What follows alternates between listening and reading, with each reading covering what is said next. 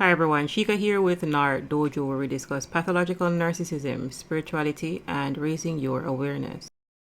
In today's video, we're going to be delving into the spiritual side of narcissism, and I'll be recommending some books that you may want to check out. So on this channel, I most often use the Hawkins scale by Dr. David Hawkins to explain pathological narcissism because I think it's easier when you can see what we are talking about. And the Hawkins scale essentially is a scale of consciousness.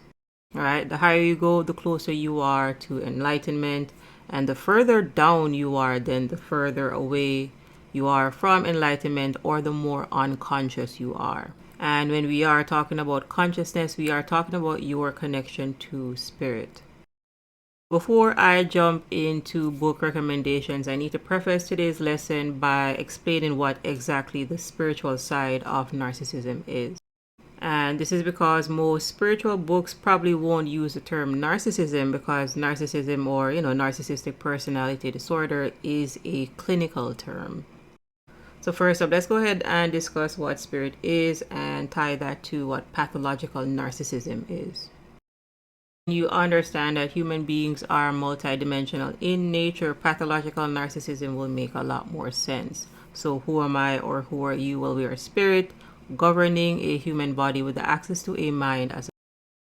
Your body is essentially a physical vessel and your mind is a tool that you use to make decisions. Now, we do have other faculties such as our emotions and our willpower. However, I'm not going to get into that in today's video. The main thing to understand, however, is that we are multidimensional in nature. So when I come on here and I introduce myself, hi everyone, Chica here, then that is spirit. Your I am comes from the spirit level. At the core of all spiritual teachings then is this connection to spirit or your connection to source. Now, depending on the culture that you come from, you may use another term besides spirit. So you could say you are source energy, you are life, life force, essence, etc. It is very important to understand this because as spiritual beings, we create from the non-physical to the physical. And what I mean by that is you, the spirit, use your mind to make decisions and then you act that out in the physical realm. It is very important to understand that the clinical view of life is different from the spiritual view.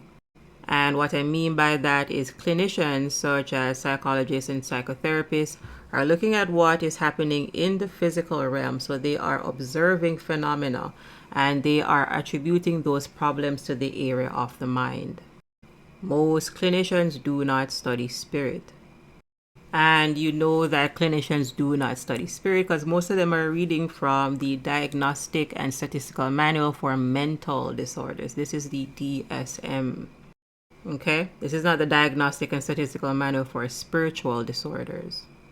So clinicians view the world from the physical to the non-physical, so they look at this backwards. Now, this isn't exactly incorrect, but it is incomplete because it does not take into consideration spirit, and again, you are spirit.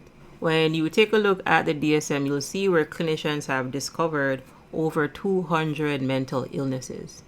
And you're looking at the DSM-5, so before that there was the DSM-4 and so on. So this is a book that they keep updating.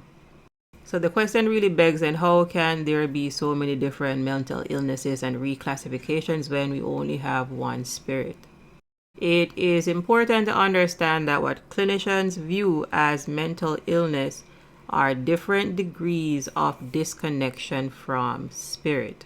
For example, if you disconnect from your spirit and get caught up in negative emotions such as anger and you internalize that, then that becomes depression. When you disconnect from spirit and you get caught up in the mind projecting into the future, then now you have an anxiety disorder. Pathological narcissists, people with narcissistic personality disorder, and this again is going to overlap with what the clinicians are calling antisocial personality disorder, what you may commonly know as sociopathy and psychopathy. In this particular instance, again, it is a disconnection from spirit with mind. So they disconnected from their true self, again, their true spirit, and then they came over here and developed a false self, that which we call the ego. Now, essentially, they are living their life through this false self, which is why they need you to prop up their ego. What you really are looking at here is a captain that abandoned the ship, because in this intro I mentioned that you are spirit. When you say I am, you are saying I am from the spirit level. Pathological narcissists, on the other hand, think that they are their false self, and this is why they do not exist. The false self is a figment of a child's imagination. So you see where a disconnection from spirit is a disconnection from the mind, because they are connected. So when somebody loses their self, they're also losing their mind. Pathological narcissists believe that they are their mind because they're identifying with their ego. And that in itself does not make sense, because you are not your mind. Your mind is a tool that you use to make decisions. When pathological narcissists say I am, then they're saying I am from the mind level. In Eckhart Tolle's The Power of Now, he states that identification with the mind is the greatest obstacle to enlightenment. Identification with the mind causes thoughts to become compulsive. Not being able to stop thinking is a dreadful affliction, but we do not realize this because almost everybody is suffering from it, so we consider this normal. Your mind is a tool that you use to make decisions. Your mind generates thoughts. And your mind is actually generating a lot of thoughts per day, so over 70,000. You know that pathological narcissists are identifying with their mind because they're very restless, impulsive people. Why practices such as meditation help you to quiet your mind so that you can connect to spirit or connect to source. This incessant mental noise of the mind prevents you from finding that realm of inner stillness. This also creates a false mind-made self that casts a shadow of fear and suffering. This is why you hear me say often on this channel that narcissists exist in suffering consciousness or survival mode. This again is low-level energy. It is low-level awareness. It is shame-based thinking, and they cannot move past their pride. I mentioned before that most spiritual books won't call narcissism because again, that's a clinical term. So they will describe this in terms of unconsciousness, again, that disconnection from spirit. And Eckhart actually calls this the pain body. So in A New Earth, he writes, some people carry dense pain bodies that are never completely dormant. They may be smiling and making polite conversation, but you do not need to be a psychic to sense that seething ball of unhappy emotion in them just beneath the surface, waiting for the next event to react, to the next person to blame or confront, and the next thing to be unhappy about. Pathological narcissists are addicted to unhappiness, right? You cannot love a narcissist and a narcissist cannot love you back. They will not receive your love or your positive emotions.